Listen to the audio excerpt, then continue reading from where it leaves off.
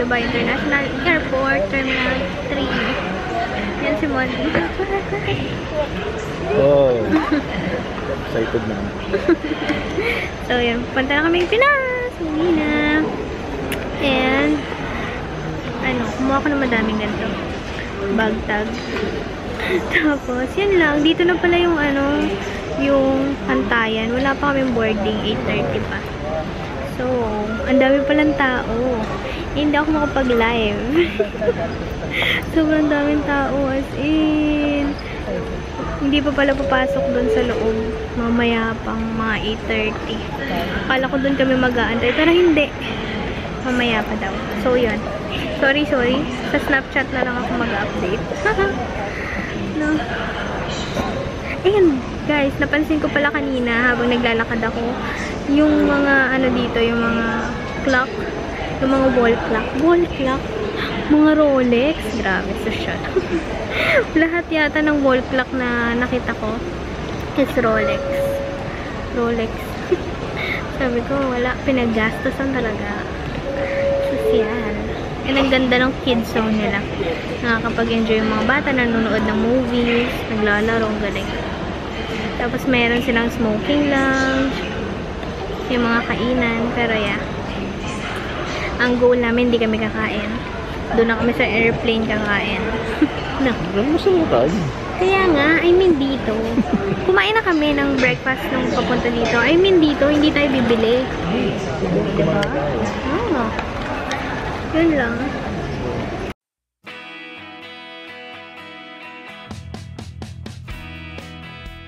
Hi guys! Nasa loob na kami ng Hindi ko na palagay mo na dyan. Wallet ko. Okay. Nag-update na lang ako sa aking Snapchat kasi hindi ko kaya mag-live kasi sobrang bilis sa mga pangyayari.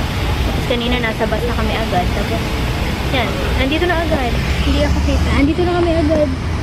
I mean, pinaupo na kami agad. Ayan. So, yun. Kaya sa Snapchat na lang. I'm so sorry. Buti na lang nandito ako sa may ano. Sa may bintana. Actually, si Mon dapat ito pero nag-switch na lang kami. Para ako yung nandito. And, itong isang katabi ko, gutom na. Siyempre, aantayin na lang namin yung pagkain. Sana mag-serve agad.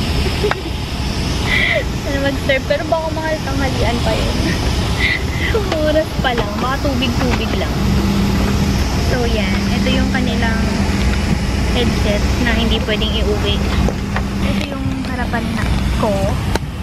Yan, may TV. Mamaya manonood ng movie. May remote. Yan. Then, may saksakan for charging.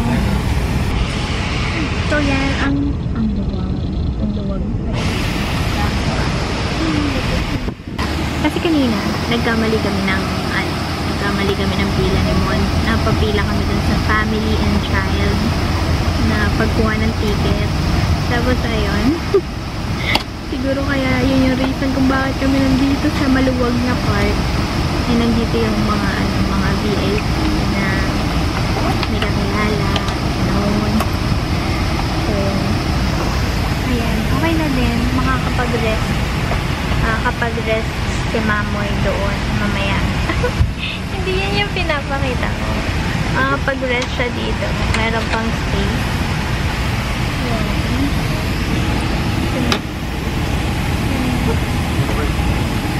Thank you.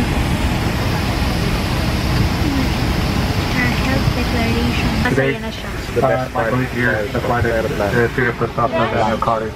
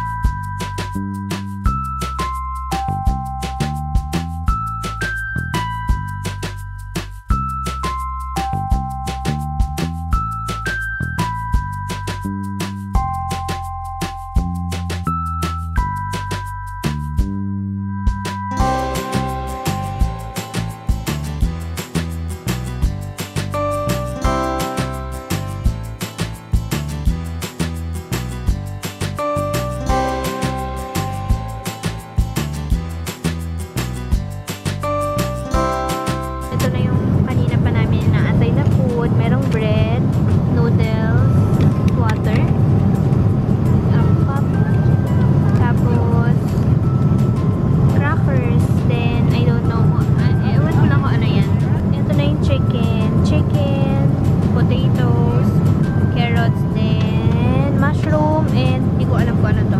Spinach yata.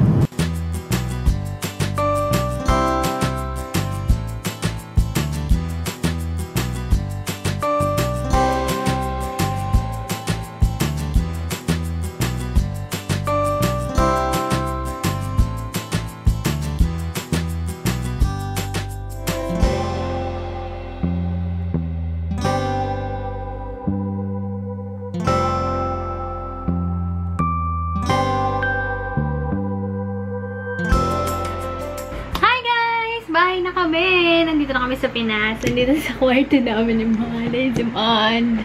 Oh. So, yun. And, kanina, hindi na ako nakapag-vlog kasi ang bigat ng dala ko. And, ang focus ko na lang is makalabas ng airport. Kasi, ayun, imimit na namin yung parents. So, sinundo kami ng parents ko at saka ng kapatid ko, yung bunso, si Joy. And, dumiretso kami. Hulaan nyo kung saan. Sa Jollibee. Sa Jollibee. Kumain na kami sa Jollibee. Then, umuwi na. Then, na-meet ko na ulit ang aking mga pupang. Si Gogi, si Michi, si Tazi. At saka yung bagong dog na si Bochog. Yun yung anak ni Tazi at ni Michi. Kasi, ano yung nabuntis ni Tazi si Michi. Ayan. Basta yun. Tapos si Charco. Si Charco, yung pusa. Papakita ko na lang sa inyo. Tomorrow, I mean, mamaya pagkagising ko. Kasi yung time, body clock ko is iba ba ngayon? Ano na ngayon? Alas 2 na ngayon. Pero yung sa UAE time is, ano ba ba? 9, 10? Parang ganun. Ganun pa lang yung oras. So, yun. And, yeah, yun lang muna. Vlog ako tomorrow. And, nakakatuwa kasi suot ko na uli yung mga luma kong damit. At saka hindi ko na sa ulo masyado. Kanina medyo nalilito ako sa daanan. Ayan, thank you Lord kasi safe kami naka-west. So, yeah. Thank you so much guys for watching. Bye!